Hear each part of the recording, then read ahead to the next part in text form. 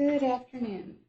We're on the record in the courtroom, and at this time the court calls CV 2018-007856. It is in the matter of Will Graven, Plaintiff versus State of Arizona et al. Defendants.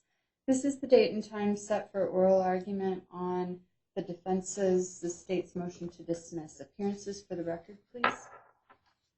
Will Graven, Plaintiff. Representing yourself. Yes, ma'am, improper. Yes, Your Honor. And Mark Dangerfield appearing on behalf of the State of Arizona and Attorney General Brnovich.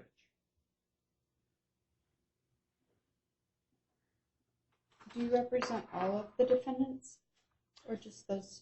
No, Your Honor, just those two, but I believe all the other defendants have been now dismissed from the case. Okay.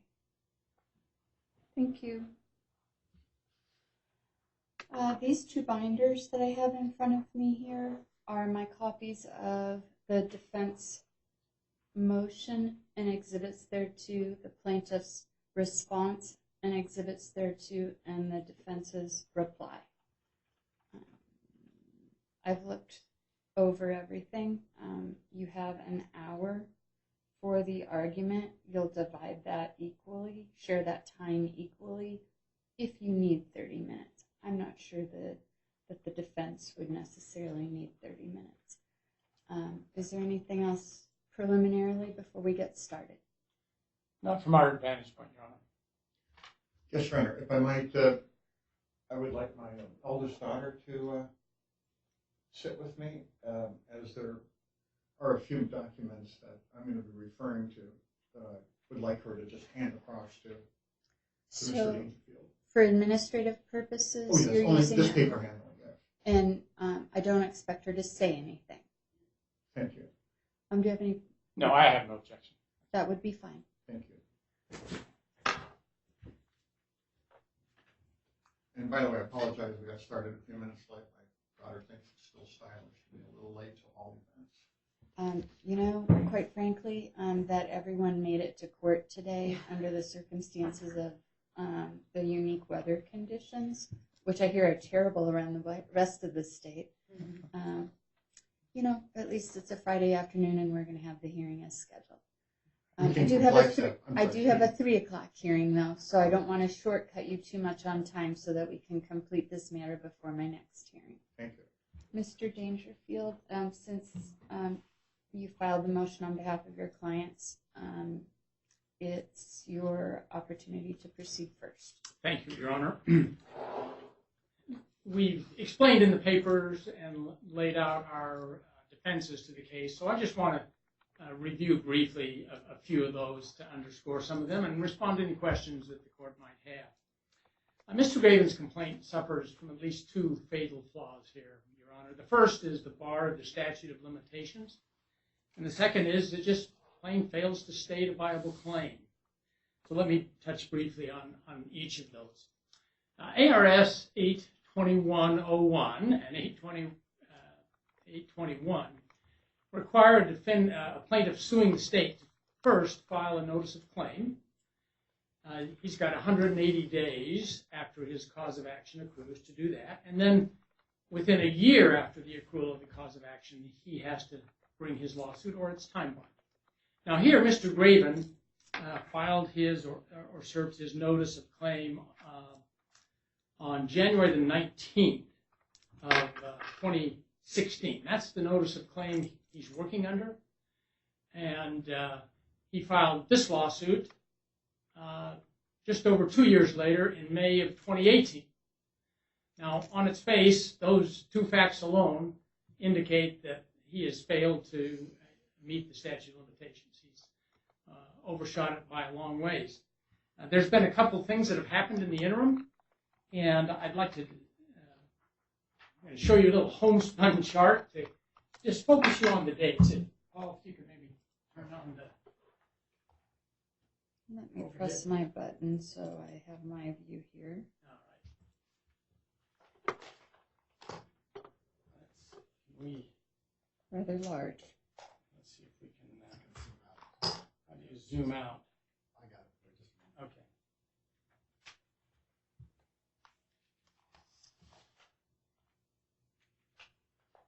Keep on going. You're getting in close. little bit more if you can. Is that it? That's it. Okay, so, Your Honor, this just takes you through the date. The first date is January 19th, 2016. The notice of claim was served on that date. And just a few months later, he filed a federal court lawsuit. We've discussed it in the papers, April 27th of 2016. And then the next key date is 6 months after that, in September of 2016, the federal court dismissed Mr. Graven's lawsuit in response to the state's motion to dismiss. Now, here's the key. Mr. Graven did not appeal that dismissal. And as a result of not appealing that, any right he had to file another lawsuit, timely lawsuit relating to his January 2016 notice of claim expired. That's because Arizona has what they call a savings statute. We've talked about it. It's ARS 12506, I believe. And that savings statute says if your complaint is dismissed because you filed it in the wrong place or for some administrative reasons, we'll give you 6 months to refile it and you can preserve the statute. Now, in this case, the federal court dismissed Mr. Graven's claim for 2 reasons. Number one was the court said, we don't have jurisdiction. 11th Amendment says you can't sue in federal court the state. But the second reason the court dismissed it was because the court determined that in any event there was no claim. Now, the claim in that lawsuit was very similar to the one here. It was that the state violated... Does that really matter, though, whether it's the same or different? No, it doesn't for the purpose of this. Because I know that was, Mr. Graven really discussed that a lot in his response. It doesn't really matter. Because the same principle applies whether the claims are the same or different. It doesn't matter. It still cuts off your... the statute of limitations is still running. Well, what it could do is there might not even be a saving statute if a court were to determine that federal court suit was dismissed on the merits. Or there would have had to have been a different notice of claim. Or there would have had to have been a different notice of claim. And we don't have any facts like that in this case. That is correct. Okay. So there's no appeal. The next push this up. So the next action is this lawsuit in May of 2018. The suit is filed. It's too late. It's pretty simple analysis, Your Honor. That's the first reason why his complaint should be dismissed. And you're basing that more as a problem with the statute of limitations than a problem with the notice of claim. Correct. Okay. Yeah. So the statute of limitations bars his complaint. And then the second fatal problem is that the actual claim he's alleging here has no basis anywhere. He hasn't been able to cite any case where a court said, yeah, you have a right to sue the state if the state fails to indict someone that you think the state should have indicted. That's his basic theory. And there just is no case law that supports that. Mr. Graven has no personal stake in who the state does or does not indict, any more than you do or I do. I may not like it if they don't indict someone that I think harmed me or harmed somebody else, but that's life. I don't have any personal claim. And that's the claim he's making. The federal court judge denied it. This court should too, because there's just no basis for a legal action in that case.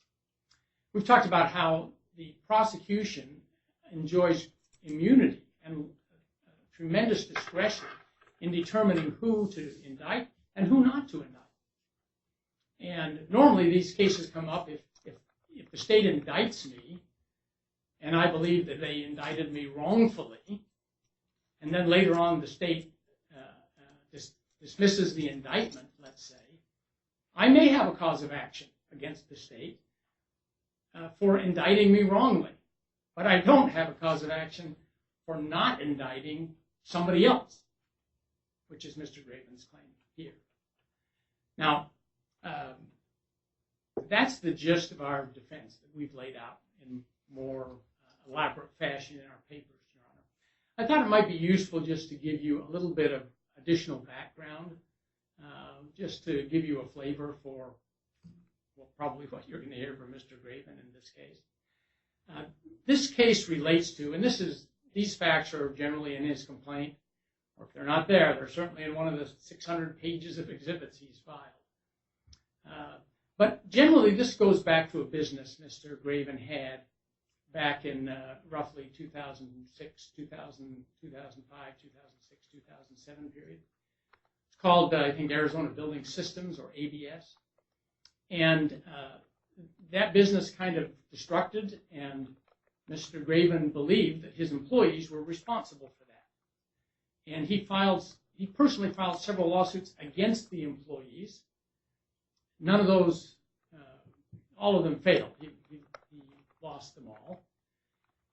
In 2011, he filed a lawsuit against Snell and Wilmer and some of their attorneys, alleging that his then general counsel, a man by the name of Mr. Esposito, had worked with the Snell and Wilmer firm to try and wrest control of the business from him, and that they had hidden what they had done, and they had wronged him. Now, that lawsuit got dismissed because the court, that was a state court lawsuit, and this court was dismissed because of the statute of limitations.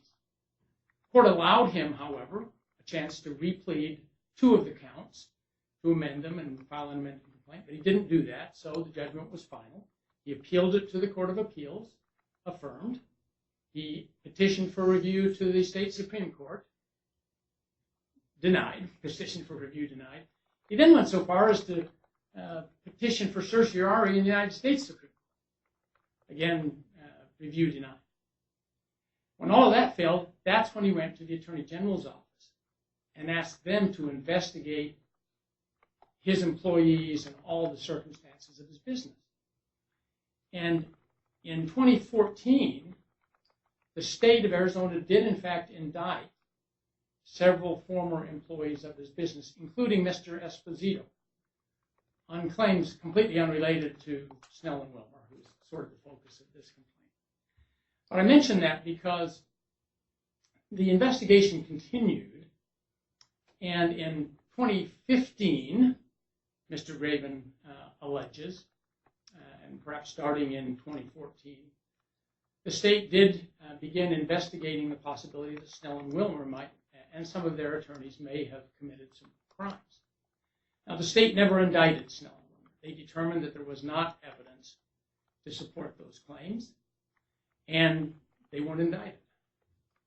Part of Mr. Graven's complaint here is, well, gee, the state should have screened from that investigation a man by the name of Paul Ayler because of his connections with Snell and Wilmer, and that was wrong. And maybe if they had screened him, maybe the state would have indicted Snell and Wilmer, and I would have been benefited. I guess that's sort of his theory. There's a lot of contingencies in that theory, as you can see. But then here's the final conclusion, Your Honor, that beyond even the 2 things we've alleged in our complaint, the final conclusion was that Mr. Esposito and the other former employees of Mr. Graven that had been indicted by the state, none of those indictments ever went to trial.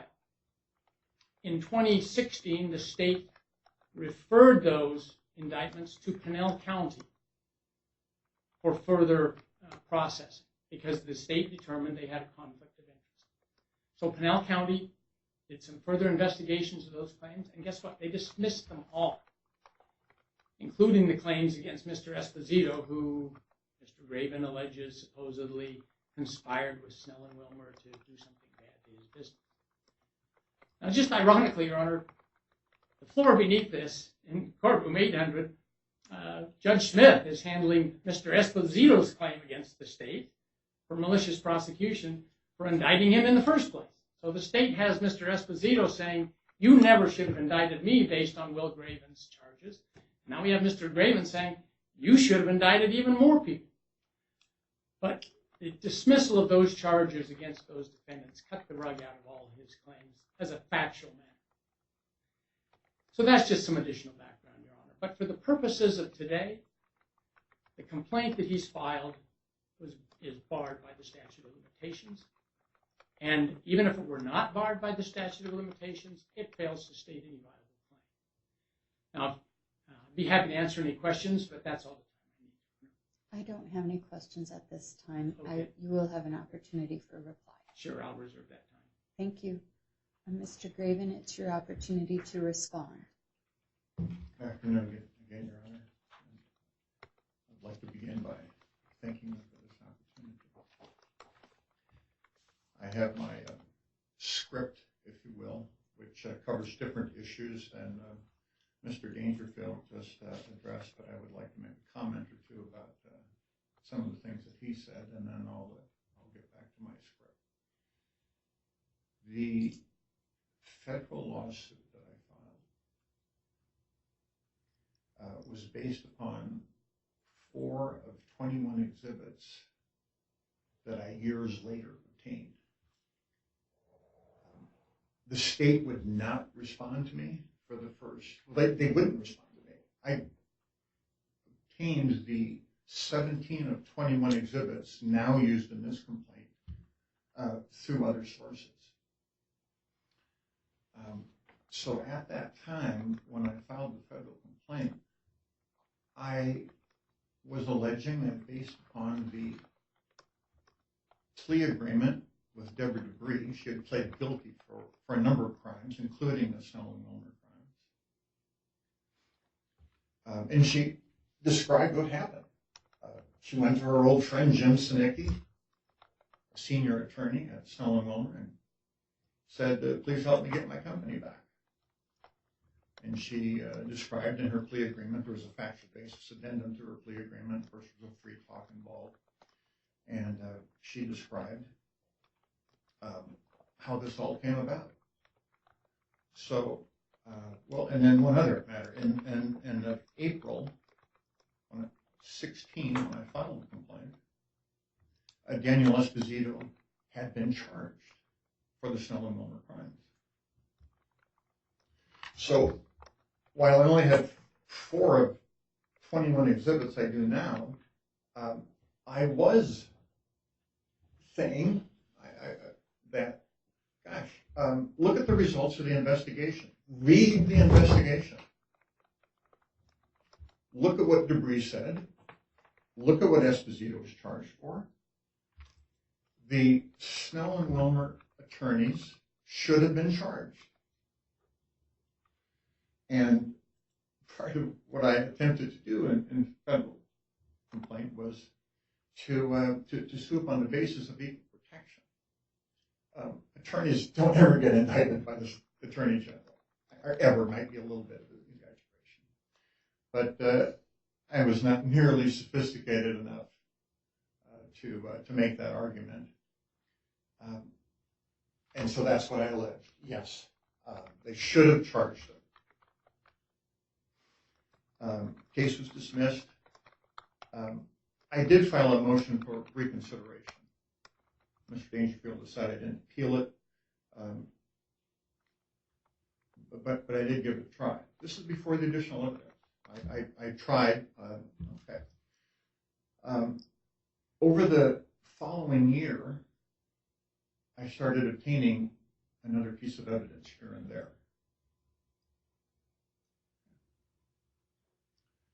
And what my complaint now says, it's nothing about should have charged. It's about the Snell and Wilmer attorneys were approved to be charged, and that behind the scenes, individuals acted corruptly and criminally to dismiss, or excuse me, to not charge the Snell and Wilmer attorneys.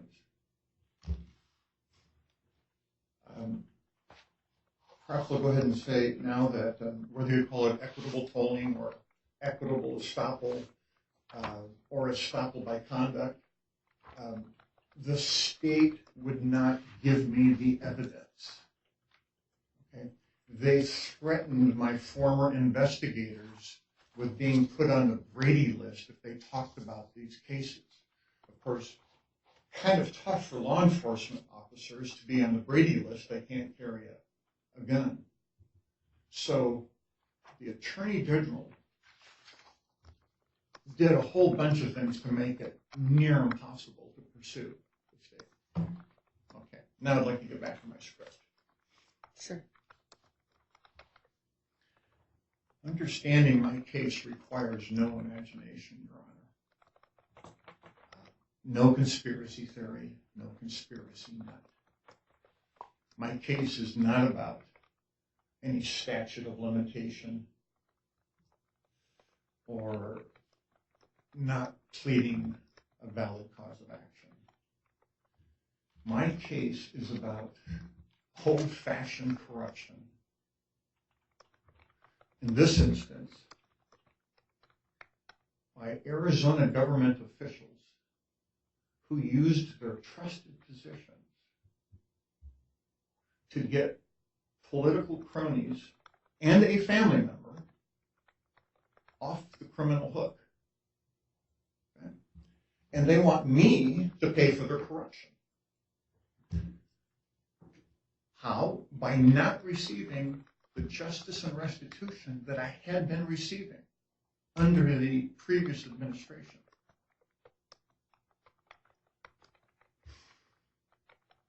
The evidence is clear, Your Honor, including the criminal acts by the defendants. I'm going to show you some criminal acts here in just a few minutes. Making my case obvious is that the defendants botched the job of corruption, at times even looking like Keystone Cops. And I will show you that. By doing these things, the defendants or defendants' employees created liabilities with me for the justice and restitution they stole from me. And this lawsuit and my being here today is about asking you to return those things to me. Here I have several documents I'm going to be referring to over the next few minutes. They've been filed in various pleadings, but the order that I'm going to be referring to them in and some of the things that are highlighted are very different. So perhaps in making it a little bit easier to track what I'm talking about in the interest of time, if I can get it out. May I offer you a copy of the documents? Have you already given me a copy? Yes. I would rather just have you refer to them, and I'll follow along with you. And if you'd like to show them, okay. You're welcome to. Okay. All right. Thank you, Your Honor. If that's not too laborious for you. I feel it would save a lot of time, I think, if you could just go to the next one as compared to trying to flip around. Do you mind, Mr. Dangerfield? I mind, Your Honor. Okay. And of course, I have copies from Mr. Dangerfield as well. If it's easier for us to follow along, that's fine. I'll probably hand those back to you. Sure. If I already have them otherwise. But Sure. So, Your Honor, just if I may clarify the record. just the representation is that everything you're handing me now has already been filed. Yes. And they were filed as exhibits to your response. Yes, and if I come across something that wasn't with my response, we can pull it out. Is that what you wanted to make sure about? Well, that, and I just wanted to remind the court, we object to these documents I understand. for the purposes of And I know you proceedings. asked me to strike them. Right. I'm not. You asked me to ignore or strike Yes. them. I'm certainly not going to strike them. I will give them the weight and sufficiency they're due. Yeah. So, but that objection, I just So wanted at to least raise. all. If you have two copies or just one. Well, I have copies here for that my daughter is going to hand across to Mr. Dangerfield as we approach them, and this is yours. Then you can give them to Paul, and Paul will give them to me. Okay, thank you. Thank you.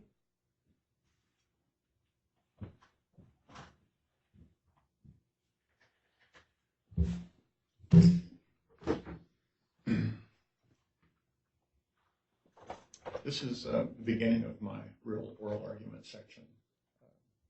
Section 1, Your Honor. The defendants began their reply the response to their motion to dismiss the same way that they ended, which was to attack the length of my response and the number of exhibits, saying that my overlength pleading never really gets to the heart of the matter, which was that my complaint was untimely and no valid cause of action, as you heard Mr. Dangerfield repeat just a few moments ago. I will just quickly say here that I did address those claims. I have a fairly lengthy section on tolling. And I also addressed the claim that I didn't plead a valid cause of action, and several other claims. And I also addressed several frauds on the court by defendants' counsel. And I will address them again over the next few minutes. I would like to point out that the defendant's heart of the matter was quite different in their motion to dismiss. The first exhibit is the defendant's motion to dismiss. It's section 4A. You don't necessarily need to refer to it or read it. There, I'm sure you'll know what I'm talking about. There, they said that the heart of the matter had to do with 3 forms that I had filed with my complaint. The heart of the matter there was that they took a 180-degree approach to interpreting those 3 forms and said, therefore, Graven doesn't have a valid cause of action. Okay. I will tell you, Your Honor, my case turns on those 3 forms. It's that simple, particularly one of them. Which, of course, is why the defendant sought to controvert them. Okay. And those 3 forms, which we will get to here, what I said in my complaint is that 2 of those 3 forms were approving the issuing of new case numbers, an investigation case number and a prosecution case number. Those forms were to approve issuing new numbers to complete separating the Snell and Wilmer investigation, Snell and Wilmer criminal investigation, from under the Graven master case. And that's the way the Attorney General had been doing it in several other cases. At the time, the Snell and Wilmer, at the time these forms that we'll get to were signed, approving new case numbers, investigation into my original allegations were about 4.5 years old. Okay. And there had been several cases where there was a Graven master case, here are subsidiary cases, and as the subsidiary case matured, if there was reason to charge, then a separate case was begun for both investigation and prosecution. And that's what was going on in this particular instance. One of the things that the state's counsel has lied to you about is that those 2 forms were only beginning the approval to just begin the investigation, the Snell and Wilmer investigation. Okay? And they carried on, made up a nice little story about there was an investigation, it was approved, and nothing was found, and so the case was closed. Okay. The reason that my response was so lengthy, 30 of my 44 pages and 82 of my 84 exhibits were to show the tremendous amount of activity in terms of the investigation. Subpoenas being issued, refusing to respond to a subpoena, hiring Michael Picaretta as criminal attorney. All of these things were going on in the year prior to the 2 forms being signed. Okay. So the reason for the length of my document was I wanted it to be very convincing. I wanted to show you clearly, obviously, that the investigation had occurred prior to the two forms being signed, and I wanted to show you that counsel had lied to you. In fact, I gave you copies of documents. They used the same fraud in district court, which of course is a part of how I will claim tolling by conduct. They lied to the court. Okay? There's copies of that same fraud. In fact, what I call that, Your Honors, I call it the three forms fraud. Okay. So now, by the way, Your Honor, Selwyn Milner was my outside personal counsel. Okay, that's. Now, I'd like to quickly run through several exhibits, and I'm going to try and do this quickly. So the next exhibit, first real exhibit, if you will, is Exhibit 2.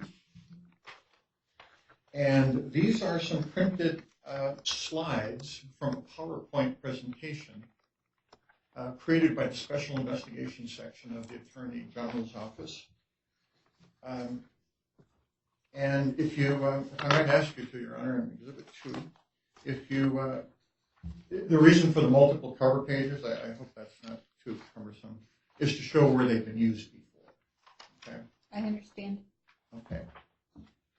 Okay. So when we get to the cover page, you'll please note that it says May of 2015. Okay. By the way, in terms of whether or not this is admissible, if you would like, here are the original DVDs given to me by the state. And these PowerPoint that we're talking about right now are on these DVDs. And I only have one set, so I have not given them to you. I would be glad to do so. Of course, at this point, they're quite a souvenir, if you will. So, so that's in May of 2015, Your Honor. Okay. That's at the same time that Mr. Dangerfield is saying that the investigation was just authorized. Okay. And if I might point out, Your Honor, this PowerPoint is 3 hours long.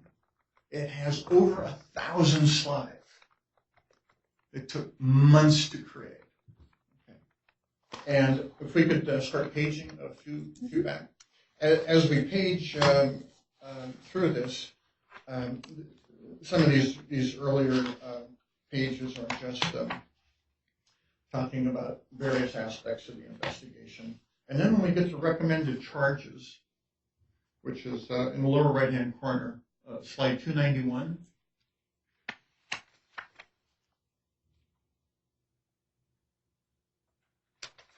You'll see it says two separate schemes in the, okay? Yes. Okay, so there was one scheme by two of my former employees over on the right, and there was another scheme over on the left, and you'll see the pictures of three Snell and Milner attorneys. Now, Your Honor, this is after a year investigation. This is not a hypothesis. This is not a maybe. This is reflecting the investigation. Okay, if we could turn to the next page, slide 291. Recommended charges. Look at the first line. On between January 3rd, 2006 and April 25, 2006, Jim Sinicki, Mark Orr, and Bill Caston engaged in a scheme to work through Daniel Esposito. Okay? And let's look at the very bottom. Benefit. Particularly the second line, Your Honor. And controlled Deborah Debris, Jim Sinicki's longtime colleague, and Daniel Esposito, Mark Orr, was his close personal friend. I don't know the full depth of the friendship between Sinicki and Deborah Debris. I happen to know that it was in excess of 15 years. I do not know if it was an intimate relationship, but what Deborah Debris said in her plea agreement, I went to my old friend Jim, said, would you help me get my company back? And Jim came up with a plan. Okay. If we could go to the next one, Your Honor, slide 293. These are the specific Arizona revised statute criminal charges that the prosecutor on the case was recommending. Okay. We go to the. What page was that? I'm sorry. Sorry. What page did you 293. just Oh, refer I'm to? sorry. That was slide 293. Thank you. Okay. And then let's go past 294, 295, and then let's stop at 296, if you will, Your Honor. Okay. Yes. Which is, did you find 296? I'm okay. Okay, thank you. Let's look at the description of what's going on in the center there. This happens to be facilitation. Jim Sinicki, Mark Orr, and Bill Caston facilitated Daniel Esposito's and Daniel Debris' scheme to take over the IBS. Okay. It's the Snell and Wilmer attorneys doing this illegal criminal thing. This isn't just a Debris and Esposito show. Okay. If we could turn to the, let's go to 297, let's go to 298. Here's the real heart of the problem, Your Honor. Here's the reason that Mark Brnovich took action. Snell and Wilmer as a firm was approved for indictment. Okay. It ain't hard to figure out where that's going to go. All you got to do is take a look at Arthur Anderson's crash and burn back when they were accounting for Enron. And you know that Snell and Wilmer would have gone out of business probably. Okay. So, there you go. That's the PowerPoint. I would now like to go on to Exhibit 3, which I will try and go a little quicker to so we can get to the punchline here. Exhibit 3, thank you, is a few pages of the written Snell and Wilmer report. So this is after a year investigation. Okay. I mean, of course, the written was actually done with the PowerPoint. PowerPoint came out of the written. Okay. Your Honor, if I might, if you would please take a look, turn to page 46. Okay. Why don't we just randomly pick Jim Sinicki? Look at this is the results of the one-year investigation. This is the summary. And it says, Jim Sinicki, while serving in a leadership role, conspired with Mark Orr and Bill Caston to defraud Will Draven. That's the results of the investigation, Your Honor. Okay, before we leave this exhibit, I would like to have you just take a quick look at the last few pages and take note of the fact that there were 157 exhibits with this written criminal investigation report of the Snell and Wilmer criminal investigation. 150. Okay, this was not a casual effort. Okay, the next exhibit I would like to go to is the Exhibit 4, of course. If I could ask you to turn to the back page. This is out of Deborah Debris' plea agreement, factual basis addendum. Okay. If you let's just take a look there at the beginning of underlining. Between 12/2005 and 1/2006, without Will Draven's knowledge, Deborah Debris discussed the planned changes to the ABA shareholder agreement. That was the Debris-Esposito scheme, changed the shareholders agreement, with several Snell and Wilmer attorneys, including Jim Sinicki and Mike Donahue.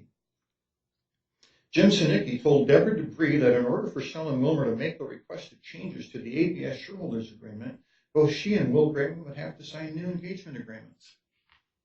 And that's where the criminal activity came from, Your Honor. What Snell and Wilmer did was create new documents to rewrite their history with me. Okay. So this is Deborah Debris, just as I said earlier, saying, I went to my old buddy. Okay. Jim Sinicki. I would like to, I'm trying to go a little faster here, Your Honor. I realize I'm not being as proficient as I should. If we could take a look at Exhibit 5, please. Okay. Just a second, I'm taking a few notes. Okay, go ahead. Thank you, Your Honor. Okay, Exhibit 5, there's just one page here, it counts the last page. This is the special investigation section of the AGO. It says case opening form. This is what I talked about earlier, Your Honor. Mm-hmm. Yes. Okay. I'm not saying that you necessarily agree with me, but if you look at my 82 of 84 exhibits, the investigation was going on for the 12 months previous. This was to separate the Snelling-Wilmer investigation from the Graven Master case. Okay? And take a look at the bottom of this form, please. Synopsis of allegation and complaint. Between 12/2005 and 3/2006, Snelling-Wilmer attorneys Jen Sinicki, Mark Rohr, and Bill Caston conspired with Deborah Debris, an ABS general counsel. Okay? And also, by the way, if you take a look at the second paragraph, if you will, second synopsis, this is very different than the Debris-Esposito criminal charges. Between 6/2011 and 2/2013, Snelling-Wilmer attorneys continued to conceal the above-referenced activity by misleading Will Graven in the court during a civil lawsuit and failing to preserve several emails and documents. Okay. Mr. Dangerfield described that I had filed a civil lawsuit against Snelling-Wilmer. Okay. They wouldn't give me my client files. Okay. And the reason they wouldn't is because they said I wasn't the client. Okay? And that I had no authority to ask for those files. And that's what they're being charged for here. Okay? If we could now go to Exhibit 6, please. This is getting to be quite an important exhibit, Your Honor. Not that I'm wasting your time with unimportant exhibits. No. If I could, the last 2 pages. Okay.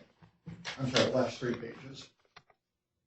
This is a copy of an email from Lisa Rodriguez. That name's going to come up, Your Honor. She was the legal administrator for the criminal division of the AGO. Okay. If we could go to the next page where it says memorandum.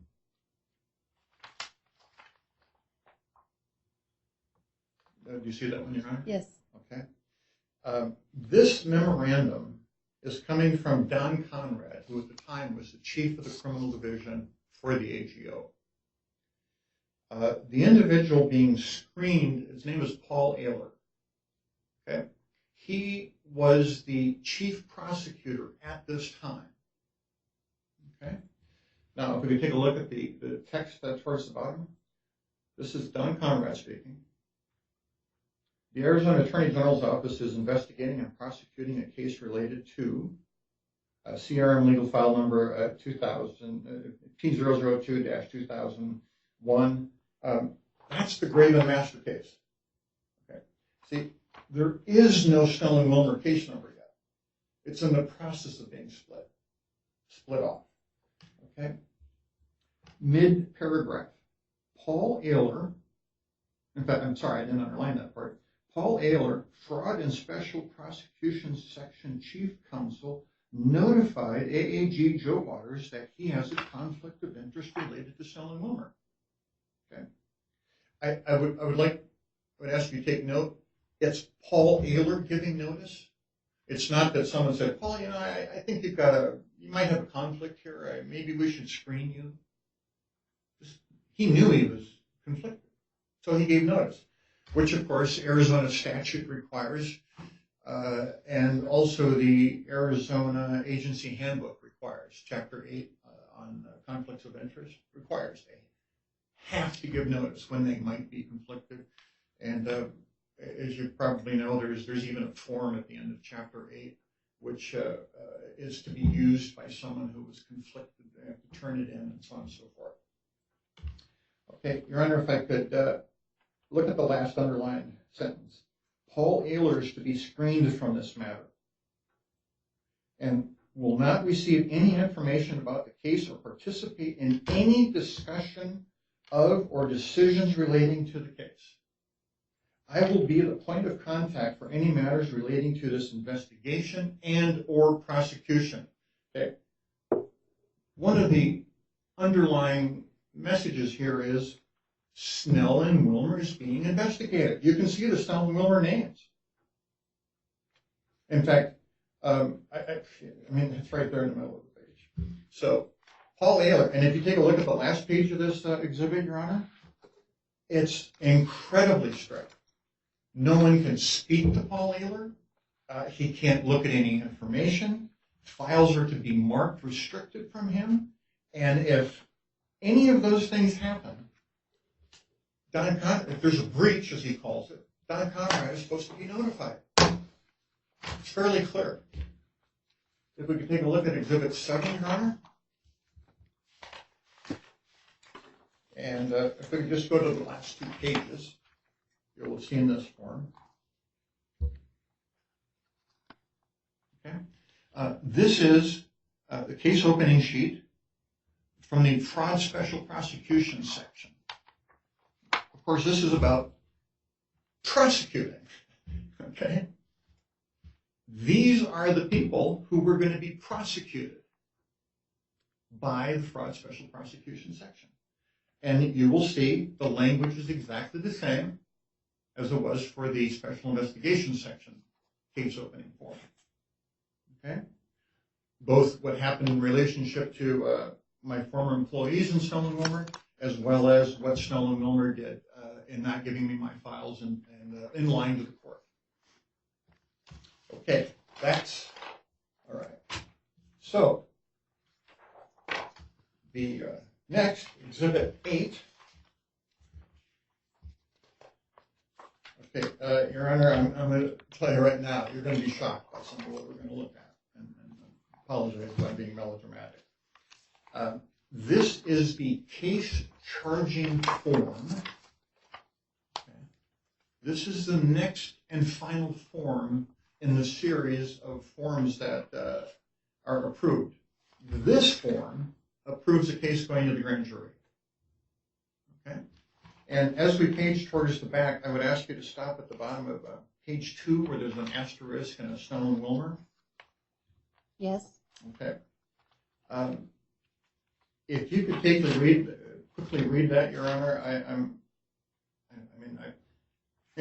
read it. In December of 2006. I can read it. Okay, all right, I thank got you. And here's what I want you to notice, Your Honor. The Snow and Wilmer names are missing.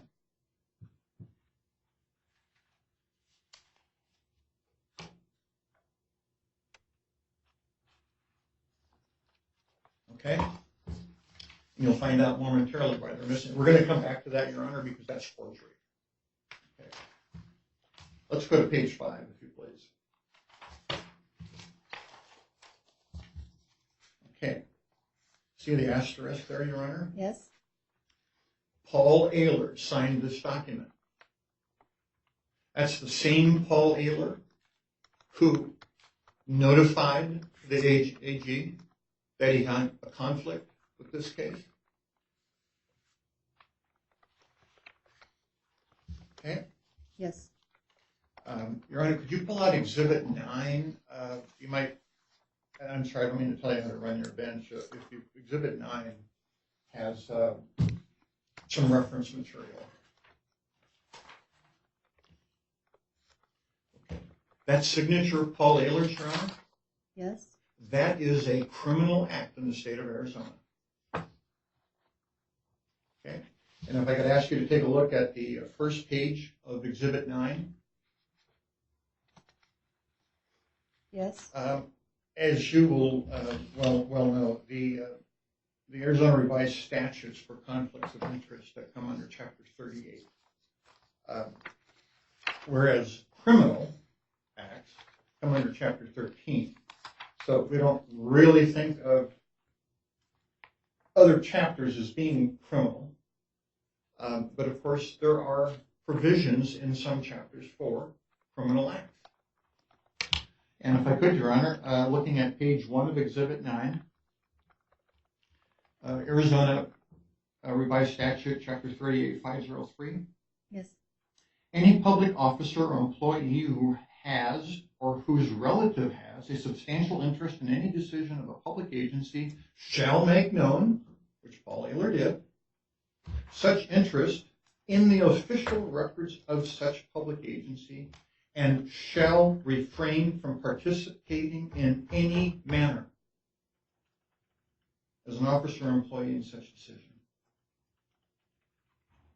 Now, let's go to 38.510. Penalties. Any person who intentionally or knowingly violates any provision of sections 38.503 to 38.505 is guilty of a felony. By the way, Your Honor, you probably know that Paul Ayler is currently the head of the criminal division for the Attorney General's office. Okay? This is a criminal act. Okay? The legislature passed these laws and criminal penalty deterrence because they, of course, know that these things can potentially happen. Okay, Your Honor, if we could, I'd like to go back to, please, of course, stop me anytime you need to make notes. No, I'm fine, but I'm concerned about your time. Okay, thank you, Your Honor. Appreciate you mentioning that. Let's take a look, if you will, please, again back at the last page of Exhibit 8, where Paul Ayler's signature was. Yes. You'll see his signature was on 7/16. Mm-hmm. Don Conrad signed 1 week later. That's the same Don Conrad who wrote the screening memo. Okay? He enabled Paul Ayler to commit this crime. That's called facilitation, Your Honor. That is 13-1004. Also, Paul Ayler's signature could not have appeared there without Don Conrad's approval. Again, Conrad signed a week later. He would have seen Paul Ayler's signature. Okay? So they talked about it. That's called conspiracy. Okay? Mr. Dangerfield refers to my allegations as far-fetched conspiracy. There you go, Your Honor, right there. Okay? Your Honor, if I might, I'm trying to speed up here, I'm sorry. Take a look at Exhibit 10. Yes. Okay. When government employees, Arizona State employees, break conflict of interest, they are criminally charged. And this case happens to have just been filed January 23rd. Filed by none other than Mark Brnovich and Joe Waters, our very own. Okay? And of course, along with conflict of interest crimes, there's normally something else that would go with it, such as fraudulent schemes and artifices. Okay? Okay, very quickly to 11. Okay, Exhibit 11. If you get to the memorandum page. Yes. This memo is a follow-up to a previous screening dated April 27, 2015. First, we saw that memo. Okay, to avoid conflict of interest and to avoid any appearance of propriety, Paul Ayler has been screened and he is still screened. Okay? This is a fraud scheme, Your Honor. He was doing the dirty work behind that screen. Now, if I could, and it's going to get worse, Your Honor. Okay, if I could ask you to, let's jump to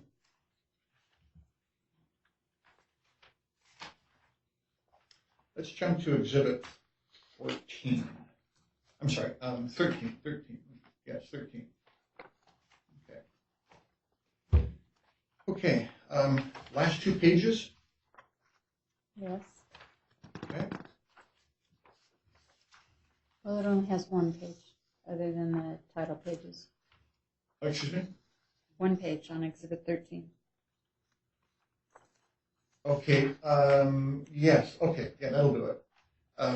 This is Dan Woods, who had been put on administrative leave, writing Assistant Attorney General Joe Waters, who was, of course, the one that reported that Paul Ayler was conflicted. Look what he does with Woods' memo talking about graven cases. He forwards it to Don Conrad and Paul Ayler. Okay. Don Conrad forwards it to Michael Bailey, the Assistant Attorney General, who of course has been nominated to be U.S. Attorney. If we could quickly go on to Exhibit 14, Your Honor. Last 2 pages, particularly the second from the end. Lisa Rodriguez, who you heard earlier, she writes Paul Ayler, who at this time is Chief Prosecutor, and is screened. Very bottom of page 1 of this email. Are you out of state next week? Yes, I will be back on Thursday. Is it for AGO business? If so, we need a 509. I'll reset Graven. Why is she talking to Paul Ayler, who is screened, about Graven? Okay, Your Honor, Exhibit 15. Last page. Yes.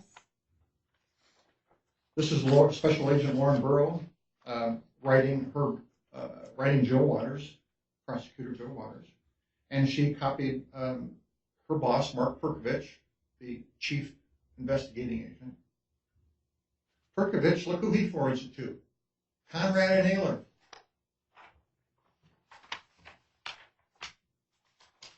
Let's go on to Exhibit 16, Your Honor.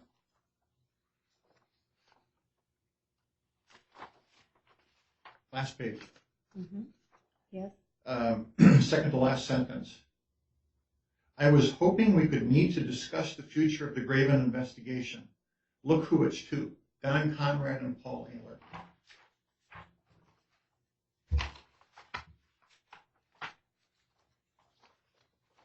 We've gone to Exhibit 15, Your Honor.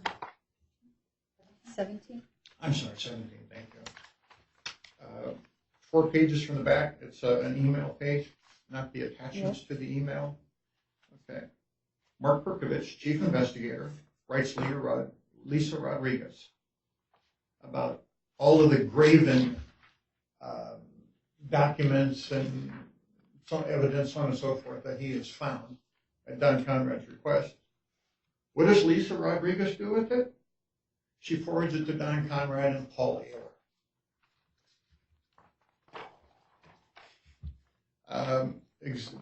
Exhibit 18, Your Honor.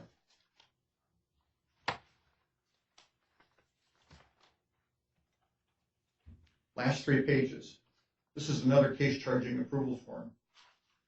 Okay, this is for Scott Hess, another former employee of mine. Okay, let's go to the last page. Look who signed it. Screened Paul Ayler. And again, Conrad, almost 2 weeks later, signing it. Okay, I have one more exhibit along these lines, Your Honor, and then I will go to some closing remarks, if you will, if I can put it that way. Thank you. Okay, thank you. We're at Exhibit 19 now, I believe. This is from a sworn affidavit by Special Agent Dan Woods, who had been fired. Dan Woods, Your Honor, is a former special agent for the FBI and a former covert operations officer for the Central Intelligence Agency. This guy is the real thing. Okay. What I have here in this exhibit, particularly the last 3 pages, he calls it an interrogation. I expect as a covert operations officer, he probably knows what an interrogation is. It talks about his interrogation being in Michael Bailey's office with Paul Ayler running the interrogation.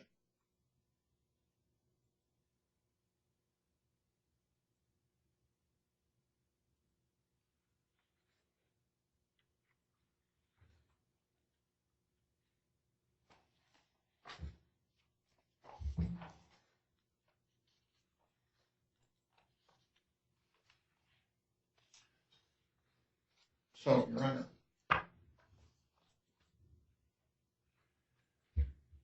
Mr. Dangerfield has cleverly said that there is no cause of action for the state failing to screen Paul Ayler. Of course, there are lots of acts which don't have a specific statute by the word.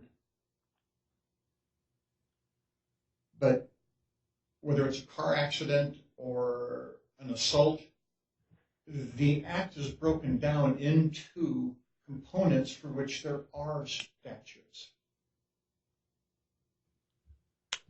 In this case, as you can see, the Attorney General's office had absolute disdain for my rights.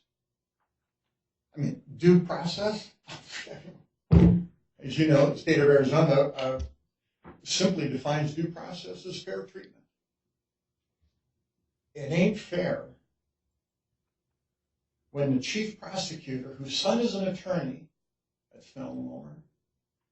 By the way, I mentioned earlier that Snell and Wilmer names are not in the description of the case charging form. That's why Paul Ayler was there. He wasn't there just to sign it. It wasn't some random accident that something came across his desk and he signed it. He was there. And the reason he's in all of these communications is because someone put him in charge of exonerating the Snell and Wilmer employees and Snell and Wilmer itself. There are liabilities for criminal acts. My goodness, we have conflict of interest, we have facilitation, we have conspiracy, we have forgery, we have obstructing a prosecution. Ayler and Conrad obstructed a prosecution when they removed the Snell and Wilmer names. To say that there is no valid cause of action for all of those criminal acts against me is ridiculous. Of course there is. I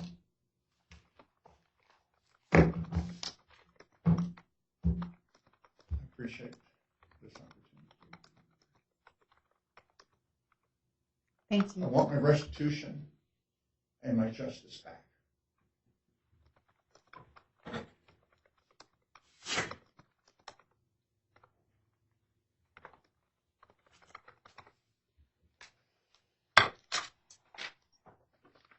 Your Honor, I'll just take a few minutes to respond.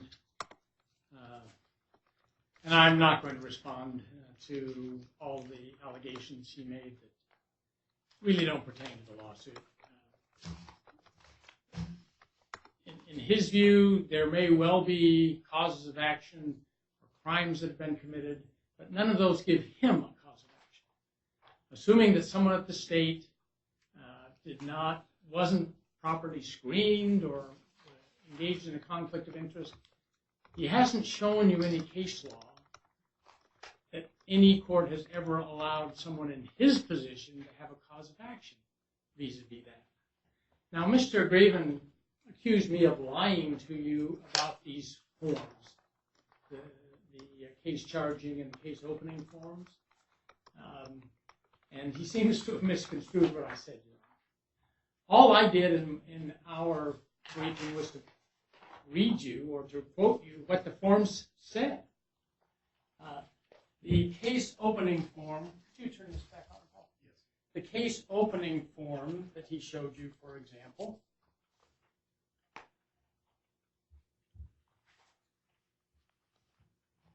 so here's one of the case opening sheets he showed you. You'll notice that that sheet is signed by Mr. Conrad, but it's not signed by, there's several blanks that aren't signed on that sheet. But that's just a case opening sheet. My point wasn't that, I wasn't trying to insinuate that the investigation must have started on that day. My point was to contrast the case opening sheet with this document, the case charging approval. There was an investigation of the Snell and Wilmer firm, and that proceeded to some degree. But this type of document, case charging approval, that was never, there was never a case charging approval with relation to Snell and Wilmer. This one he showed you is related to various individuals that are named and discussed in here, none of whom are Snell and Wilmer. Snell and Wilmer is mentioned in the document, as he showed you, as asterisk pointed out. But notice the conspiracy that I've highlighted. Daniel Esposito conspired with the minority owner of ABS, Deborah Dupree, to have Snell and Wilmer rewrite corporate documents. That's not indicting Snell and Wilmer. That's suggesting that Mr. Esposito called up Snell and Wilmer and said, hey, we'd like to have you change some documents. I'm Snell and Wilmer. I say, oh, okay, you're general counsel for Mr. Raven. Sure, we'll go ahead and make the modifications. You'll have to get the appropriate signatures and so forth. And that's what Snell and Wilmer did. That's all they did that they could come up with. Those documents, in fact, were never put into place. That is to say, although Snell and Wilmer made some modifications and some signatures were obtained, they actually never used those documents to do anything. Is that relevant in any way to your motion to dismiss? No, it's really not. But neither was the hour we just heard, Your Honor. That's why I'm responding. Can I make What one is- last comment? Just a second. But may I finish? You had quite a lot of time, sir. Excuse me. Now, Your Honor, I point that out really to defend myself against his charges that I'm committing fraud on this court. Well, I think his position, if I am interpreting it correctly, is that he thought you were misleading the court by presenting the document as some kind of indication that that was the beginning of the investigation against Snell and Wilmer and any of its individual attorneys, where he was pointing out that the investigation had been ongoing for years and it was just being given a separate processing number of some type. It was separating out the investigation as to Snell and Wilmer and its individual attorneys. That's what I got from his argument. Okay, that's fine. All I was doing is the form itself says the investigation can't begin until this form is filled out. I was just pointing out that. And I thought you were raising it to show the difference between investigation and indictment. That's exactly right. There's three different. So there's investigation, case charging approval, and then the actual indictment. Right. The latter two were never obtained relating to Snell. I understand. All right. So, Your Honor, he didn't, other than making some desultory reference to his tolling arguments, he didn't respond to the most obvious problem that his complaint has, and that is the statute of limitations. But for all the reasons we've laid out in the briefs and that I've discussed, this case is barred by the statute of limitations, even if it weren't. There's no valid cause of action. And we ask that it be dismissed. If you have no questions. I do. You told me something in the beginning about what happened to his case in suing Snell and Wilmer. Can you tell me again? Yes. That case was dismissed by this court as being barred by the statute of limitations. He was allowed to replead two of the counts if he wanted, but he never did. And so final judgment was entered. He appealed to the Court of Appeals. That court affirmed dismissal. He asked for the Supreme Court, petitioned the Arizona Supreme Court for review. It denied review. And then he petitioned for certiorari to the United States Supreme Court. They also declined review.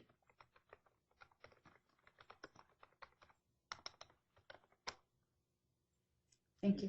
Thank you, Your Honor. Mr. Graven, I have a couple questions for you. Please. Throughout all of these proceedings, whether it be in this action with this in front of this division of this court or any of your other cases or legal proceedings involving this set of facts or anything coming close to this set of facts, were you ever represented by counsel? No, Your Honor.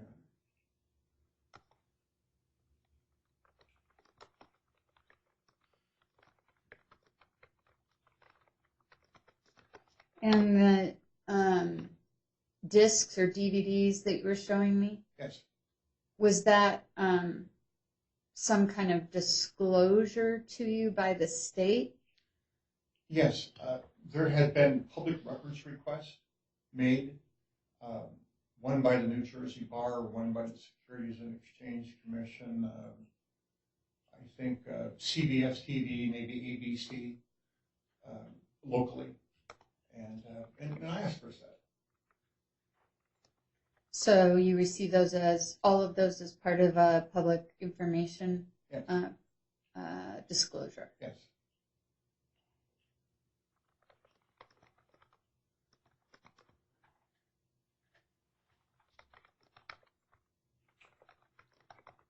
And much of the exhibits that you were showing me as far as documenting the investigation was undertaken by Mr. Woods, who ultimately you gave me an affidavit of him, from him.